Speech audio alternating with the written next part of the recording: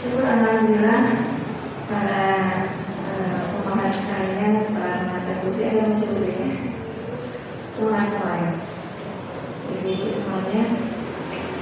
Saya bersyukur pada Allah SWT atas segala nikmat, limpahan karunia-Nya, sehingga kita diizinkan oleh Allah untuk bertemu di majelis yang berbahagia.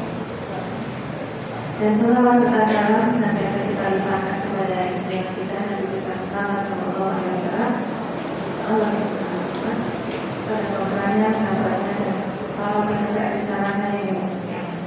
Dan semoga kita semua yang hadir di sini jadi bagian-bagian yang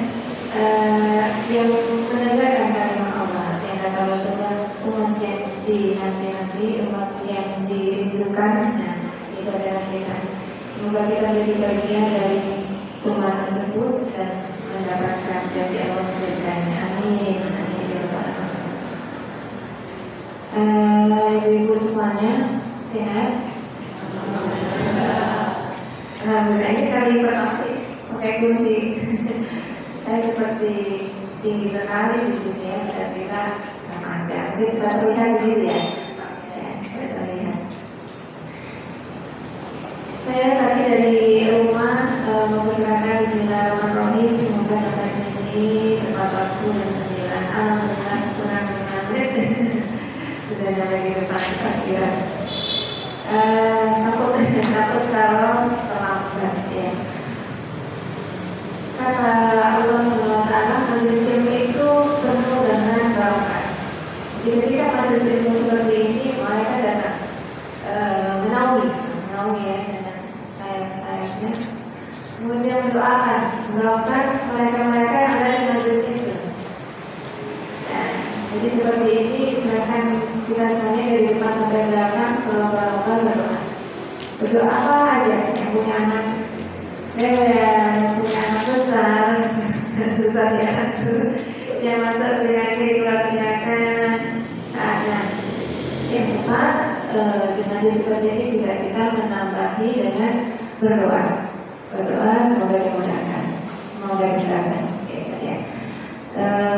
Siapa di sini putranya jumlahnya lebih dari 5? Oh, masya Allah, 8. Oh, masya Allah, 7 ya, 7 ya. Yang di bawah dari 2, di bawah dari 2 dari 1 ya. Oh, masih ada ya, ibu muda ya. Saya tanya panitia, rata-rata jemaahnya usianya berada berapa? Variatif gitu ya, hari itu ada yang remaja. Baik, teman-teman, kita dalam beberapa menit ke depan akan sharing saja ya. Tidak lebih banyak tahu yang di depan daripada yang di sana, tapi kita masing-masing pasti punya catatan-catatan yang berlebihan menurut Allah SWT. Jadi kita di sini berbincang mengenai warisan terbaik untuk anak-anak kita. Nah, gitu ya. Moga-moga kita semuanya dijabah Allah dimampukan memberikan warisan terbaik. Apa itu? Nah, itu yang kita mau catat bersama. Saudara sampai jam berapa, saudara? Oh, yang 10 terima kasih ya. Saya jawab. Oh, ya.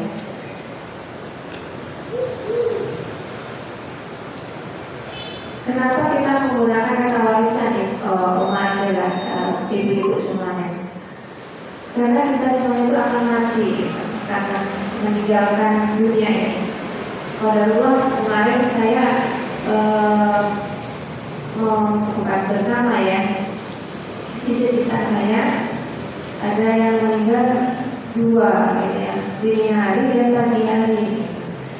Nah, gitu ya. Yang kedua, saya ikut sekalian di ambulannya. Jadi suaminya meninggal, ya, dan suami yang meninggal, saya masih ketiga,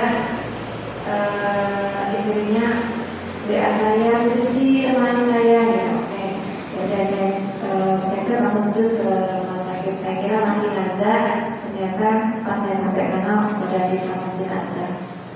Jadi seperti itu.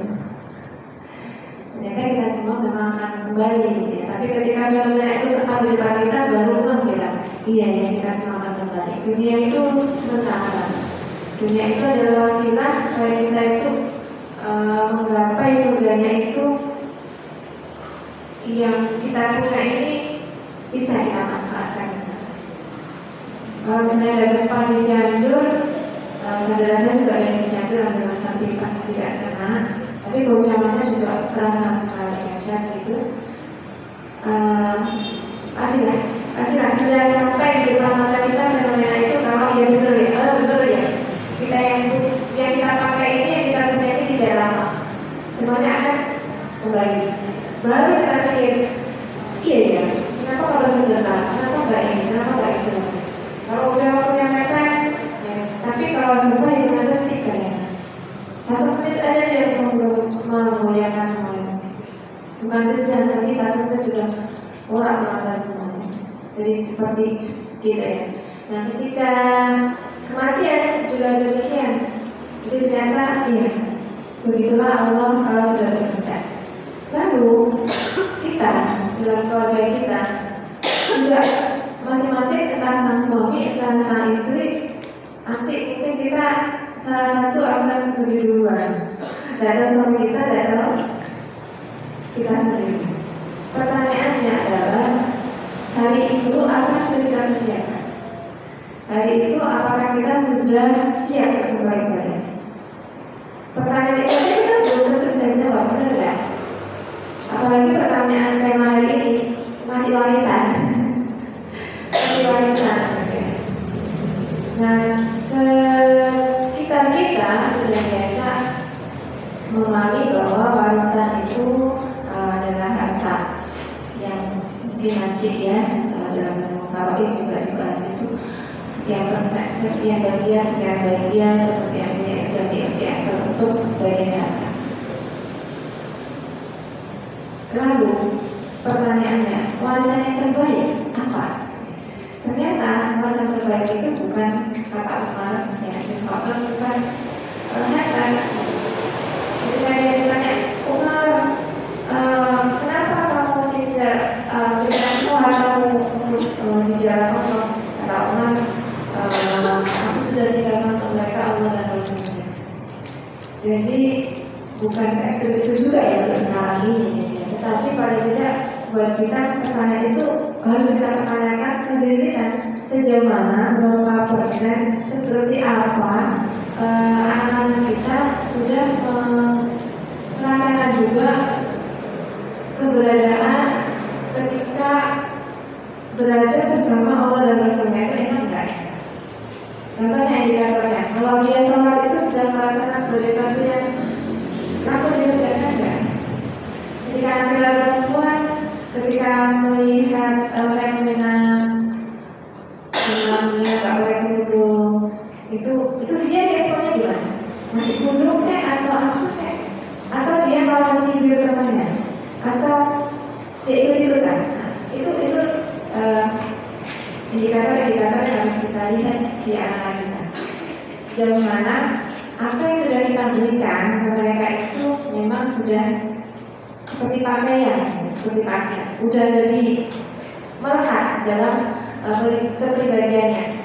Nah, itulah warisan yang terbaik. Jadi ada 3 ya, ada berbagai macam versi ya tentang apa itu warisan. Nah, ini tema, bolehlah kita simpulkan merangkum. Yang pertama adalah yang saya ingin kutipkan dari Ustaz Hidayat, yaitu pendidikan. Jadi warisan yang terbaik adalah pendidikan. Maaf, sebentar, saya ini dulu.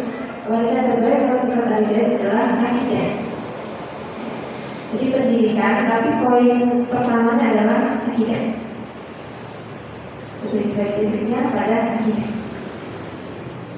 Kalau Ustaz Hidayah tidak menyampaikan kedua, ketiga, keempat gitu ya. Nanti di bahasan yang lain ada yang menyampaikan ada tiga. Pendidikan, ilmu, yang kedua ilmu, yang ketiga amal. Nah, jadi ibu-ibu semuanya, teman-teman semuanya, para pemerhati yang rahimahumullah, akidah adalah poin yang terpenting. Apa itu akidah? Akidah itu adalah yang menghujam dalam tubuh anak-anak kita, dalam sanubari kita, ya. Bahwa itu jadi pondasi yang kuat. Jadi jangan sampai ini coba ibarat gunung yang memasak-masak bumi, ya. Dia menjadikan bumi itu kokoh, berdiri tegak, tidak boleh goncang-goncang. Ketika Allah cabut itu masaknya salah satu gunung pelan-pelan dan seperti itu. Jadi akidah itu jangan sampai copot, masak. Ini menjadi menimbulkan pertanyaan-pertanyaan ya. Gimana cara yang menanamkan akidah pada anak-anak yang usia muda? Kalau yang muda gimana tesnya? Gimana dan seterusnya? Ujinya itu perlu juga. Jadi akidah itu ketika ada sesuatu yang kehilangan, ya, ada yang hilang, nah ini tulis. Apakah marah-marah? Apakah lalu mengkambing hitamkan orang lain? Nah, jadi warisan yang pertama yang terbaik adalah pilihan akidah.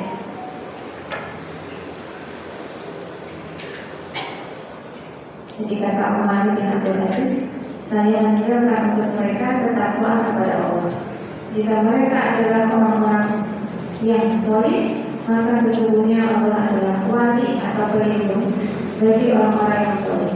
Jika mereka bukan orang yang solih, maka tidak akan saya tinggalkan sedikit pun yang membantu untuk bermaksiat kepada Allah. Jadi paling tidak bermaksiat kepada Allah. Kalau tidak bertambah, paling tidak bermaksiat. Maksiat itu apa? Kayak orang bohong gitu ya, contohnya. Jadi udah dikasih harta, bohong bilang tidak punya. Kita kayak orang bohong. Udah dikasih kenikmatan, punya anak, masih kurang aja. Padahal ada orang yang tidak atau belum punya anak. Jadi malam ada yang curhat ke saya. Oke, gimana nih? Saya udah setahun menikah. Habis itu teman-teman saya, sekitar saya terus dia nanyakan, kok belum punya anak? Kok belum punya anak? Ternyata dia bapernya luar biasa, jadi sampai stres ya. Memang ya, kalau ketika masih lajang, seseorang yang ketika masih lajang itu gak sampai berpikir begitu. Pokoknya pengennya nikah, gitu kan ya? Pengennya nikah, udah nikah. Ingin punya anak. Jika belum punya anak, nah goncang. Hati-hati, ini juga bisa membawa pada kufur nikmat ketika kita tidak bersyukur atas karunia Allah yang ada, takdirnya. Jadi hubungannya adalah pada rukun iman, ibu-ibu saya semuanya. Di rukun iman itu percaya pada Allah, percaya pada malaikat Allah, pada Rasulullah, pada kitab Allah. Terakhir pada Allah. Jadi pada takdir yang baik maupun yang buruk kita harus terima. Ini adalah bagian dari skenario Allah. Ini adalah bagian dari tarbiyah Allah. Adalah bagian dari pendidikan langsung dari Allah. Kalau kita mengenyam S1, S2, S3 itu pendidikan formal. Tapi ketika tarbiyah kehidupan ini tarbiyah langsung dari Allah. Ini kan sebenarnya kalau kita lupa. Ya, jadi sebenarnya Allah itu punya madrasah kehidupan. Ya ini semuanya yang terjadi dari kita bangun tadi sampai kita tidur lagi itu semua adalah madrasah kehidupan Allah SWT. Kalau aku di dalam bahasa Inggris itu be careful, itu kan dia katanya hati-hati. Hati-hati atas kepentingan kita, hati-hati atas harapan-harapan kita yang baik-baik aja, karena Allah akan memberikan juga kehidupan yang baik-baik, insya Allah. Kalaupun ada yang kurang baik, itu mungkin bagian dari ujian dari Allah untuk meninggikan derajat kita sebagai seorang manusia. Tetapi kita kayak kehilangan kekurangan dana gitu ya dulu ya. Kemana ya? Soalnya kita lupa bahwa ada Allah Subhanahu Wa Taala yang memiliki alam semesta ini, yang menumbuhkan tanaman dari bawah, ya, dari dengan hujan, yang menurunkan hujan dari langit, dan seterusnya, yang memberi makan semut-semut, cacing dan binatang di dalam tanah, dan seterusnya. Jadi yang tidak terpikirkan oleh kita itu semua sudah dipikirkan oleh Allah Subhanahu Wa Taala. Ini adalah bab akidah. Ini juga harus diwariskan. Nah, ini stadiumnya. Ini juga harus diwariskan. Seberapa banyak kita itu sudah berdialog, ya, berdiskusi sama anak kita misalnya tentang bab akidah. Ini adalah. Jadi kalau misalnya anak kita sudah bisa indikatornya, dia kenapa begitu ya dengan ujiannya, hasilnya berapa misalnya. Kemudian kita tanya, kemudian dia menjawabnya, ya alhamdulillah. Kayak semuanya, gimana ulangannya, ujiannya, gitu kan? Dan dia jawab, alhamdulillah, pada membagi, terus ada yang namanya jadi karena dia kecil, istilahnya, alhamdulillah. Jadi nuansa-nuansa seperti itu yang kita harus berarti dia dalam memberikan takdir itu sudah lebih baik. Tapi kalau yang masih indikasinya masih emosional, ada yang begitu ya, yang dia itu sibuk dulu mengeluh gitu, atau itu sama dengan kita. Ini warisan yang terbaik. Yang pertama adalah mengenai pendidikan akidah. Terus dari dulu semuanya, belum kita berbicara mengenai pendidikan yang lain. Ya. Ada yang berat dengan orang anak yang anaknya 7, sudah di sekolah paling tinggi udah sampai mana Umi? Putranya. Yang nomor 1 sekolahnya udah sampai apa? Oh, masya Allah, udah lulus kuliah, udah panen cucu. Belum, di sini mudah-mudahan ya. Berarti sudah pernah ngasih nama-namanya ya. Nah, habis ini nama-nama memisahkan habis ini. Baru lulus kuliah. Nah, nggak kebayang bagi yang masih punya putra masih kecil nanti terus. Jadi kita nikmati aja madrasah di depan Allah Subhanahu Wa Taala. Intinya adalah jangan sampai ketika lulus kuliah dia lupa bahwa yang menyekolahkan ini semuanya, harta ini semuanya adalah Allah Subhanahu Wa Taala. Wasilahnya aja lewat orang tua. Tadi tentang pendidikan, maksudnya begini. Jadi kita jangan sampai menikmat dalam tanda kutip ya, nggak bisa sekolah aja. Azamkan aja dalam diri kita bahwa kita bisa, insya Allah bisa. Nggak tahu ya, cara yang bagaimana. Mungkin nanti dapat beasiswa atau gimana. Tapi harus kita niatkan saya bisa menyekolahkan anak saya yang tinggi.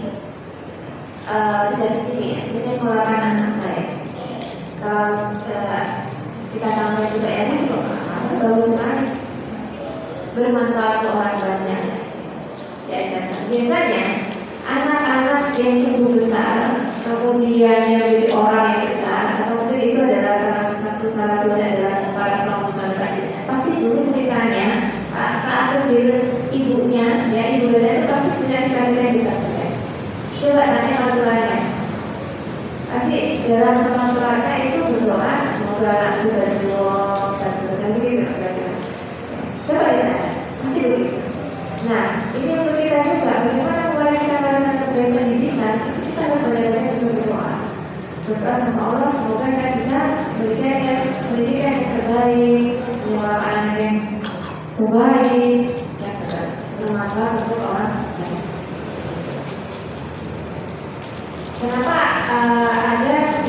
cuman sekolahnya sampai mana ya, selain itu adalah takdir Allah ya. Tapi itu tidak lepas dari seberapa keinginan seseorang itu. Ya, ada kan yang tidak punya keinginan memang dia. Suatu yang wajar kalau memang dia cukup sampai di situ sekolah. Karena memang tidak bisa berpikir lebih banyak lagi untuk kejenjang yang lebih tinggi. Apalagi berpikir lagi untuk kebermanfaatan. Ya. Baik, ibu yang kedua warisannya apa tadi? Ilmu ya, ilmu. Jadi tadi sudah kita singgung sedikit di pendidikan. Yang intinya adalah itu tentang warisan, tentang ilmu itu bisa dikaitkan macam-macam ya. Bagi yang masih punya anak yang kecil. Jadi kalau apa namanya, mereka itu melihat fenomena ada orang jahat atau mungkin apa ya, mencuri atau apalah atau teman, itu juga bisa dikaitkan dengan ilmu. Nah, ini yang pentingnya ya nak, kalau kita itu punya ilmu. Kenapa? Ilmu inilah yang akan melindungi kita dari kemaksiatan, dari berbuat maksiat. Nah, begitu. Jadi orang-orang yang berilmu itu adalah orang-orang yang beruntung kata Allah dalam Quran. Beruntungnya banyak sekali. Beruntung mendapatkan pahala, beruntung menjauh dari maksiat, macam-macam. Dan contoh lahir disebutkan jadilah dirimu dan keluargamu dari api neraka. Jadi perlu ilmu. Kenapa? Karena ilmu itu yang membedakan antara baik dan buruk. Jadi membedakan baik dan buruk. Kalau punya ilmu pasti tahu ini baik itu dilakukan dan baik itu dilakukan. Ini merugikan orang lain. Ini menjadi orang tidak suka dan sebagainya. Bahkan sampai memaknai bahwa yang paling rendah ya, maksudnya yang sebenarnya sebenarnya remeh ya, tapi itu penting. Ini mama aku nggak suka, ini ibu nggak suka, ini juga sampai dia paham. Itu luar biasa. Nah, karena itu sebenarnya yang membuat anak, kalau ada slogan ya, gimana caranya anak itu timbul sama orang tua, ya taat sama orang tua, itu sebenarnya udah secara gampangannya kalau dia punya ilmu pasti dia akan belajar bahwa orang tua itu adalah manusia yang harus dihormati. Dia nggak boleh sampai menyakiti. Kenapa? Karena dia baca. Saya baru kok. Jadi karena dia baca. Kalau dia nggak baca, kalau dia nggak punya ilmu, ya nggak banyak membaca, maka dia nggak. Entah yang dia baca sendiri, entah dia bacakan apa ustaz keadaannya. Maka kadang-kadang kita kita juga harus memperhatikan di mana sekolah anak kita. Itu adalah partner madrasah. Karena madrasah pertama adalah rumah, kemudian karena ada waktunya itu dia berada di luar. Nah, itu juga harus membantu misi kita sebagai orang tua dalam menjauhkan anak kita dari ajaran. Nah, mana sekolah yang juga punya misi seperti itu? Nah, itu yang kayaknya patut bisa kita jadikan partner. Saya cukup terbantu ya waktu dulu tentang sekolah misalnya. Waktu dulu anak saya yang pertama itu TK-nya kebetulan di sekolahnya sendiri, waktu di sekolah itu. Qadarullah ya, qadarullah. Alhamdulillah kasih izin Allah. Ternyata ustazahnya itu TKB itu orangnya suka sholat. Ya Allah semoga menularkan murid-muridnya. Kita menularkan anak saya. Benar. Nah, saya mereka syukurlah. Ya. Terus kalau yang saya kembar itu alhamdulillah pada Allah pas 7 tahun SD ya, SD. Pada Allah ya alhamdulillah kok ya ustazahnya itu harus terkenal. Dengan SD-nya bukan SD ya, bukan, tapi ada gitu. Habis itu tahun depan ya nggak ngajar lagi sekolah itu. Jadi rezeki saya dapat, anak saya dapat ustazah sesuai dengan misi saya waktu itu. Dia bisa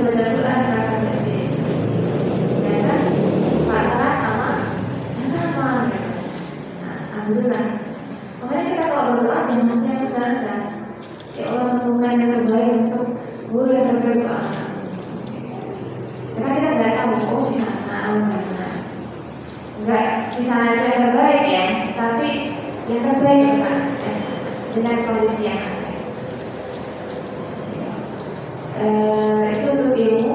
Jadi yang pertama adalah orang tua yang harusnya yang punya kewajiban, yang punya tanggung jawab besar memberikan ilmu para anaknya. Dan jika juga dengan berpaling dari sekolah, maka harus cari yang sevisi dalam pendidikan anak. Ya, yang ketiga adalah apa tadi? Akhlak. Pada kajian-kajian yang lain yang menyebutkan ada warisan dari anak. Ya, itu kan akhlak. Yang intinya sebenarnya akhlak itu tijarah dalam bahasa Arab. Dia adalah buah sebenarnya. Jadi nggak bisa gimana cara menjadi akhlak ya. Sebenarnya itu perangkat. Jadi akhlak itu sebenarnya tijarah buah.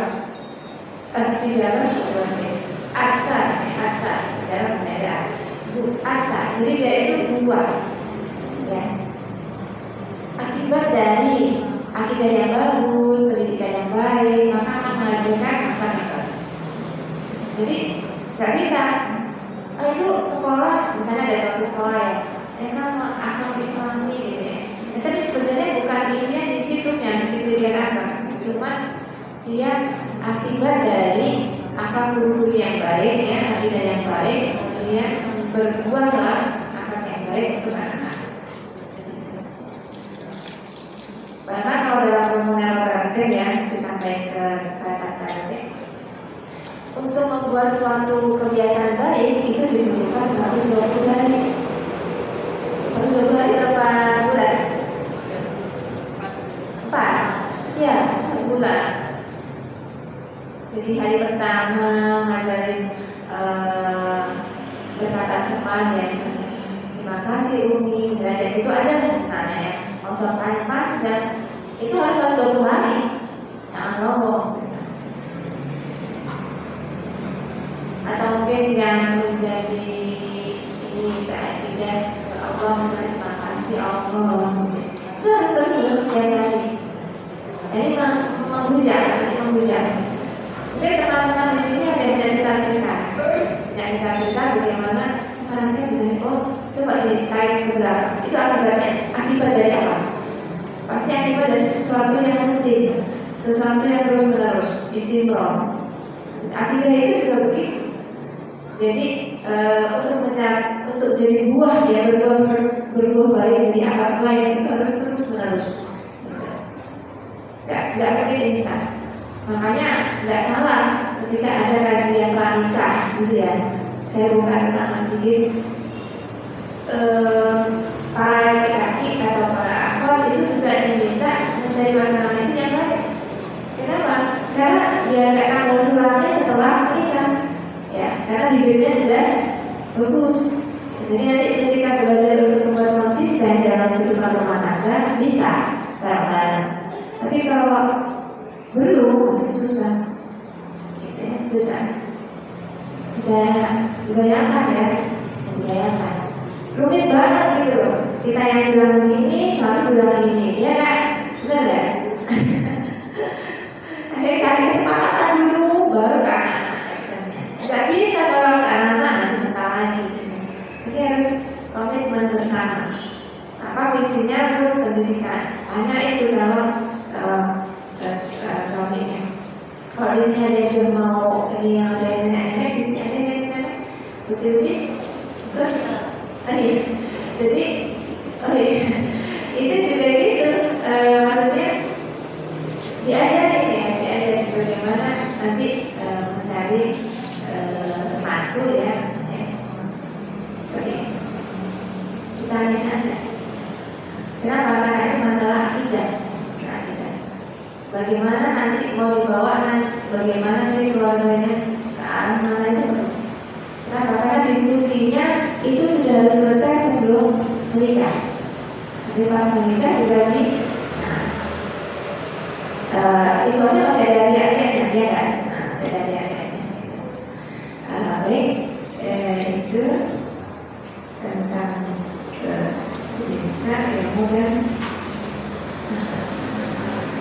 dalam hadis riwayat Muslim Abu Dawud dalam sini nasihat dan akhlak ya, disebutkan apabila seorang manusia meninggal maka putuslah amalnya kecuali 3 hal.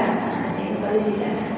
Yang pertama, sedekah jariah atau ilmu yang bermanfaat atau anak yang saleh. Jadi di hadis ini kita bisa melihat juga di harta itu enggak kelihatan, tapi ketika dia jadi sedekah itu yang jariah itu menjadi bermanfaat, jadi warisan. Ya, artinya itu bisa dinikmati nanti setelah seseorang itu meninggal. Karena warisannya bisa dinikmati oleh seseorang ketika sudah meninggal. Kemudian yang kedua, ilmu yang bermanfaat. Ilmu yang bermanfaat bagi kita itu ilmu yang kita punya tidak bermanfaat ke orang lain, kemudian dilakukan terus, itu menjadi sesuatu yang dikatakan bermanfaat. Jadi akan dinikmati terus juga setelah meninggal. Yang ketiga adalah anak yang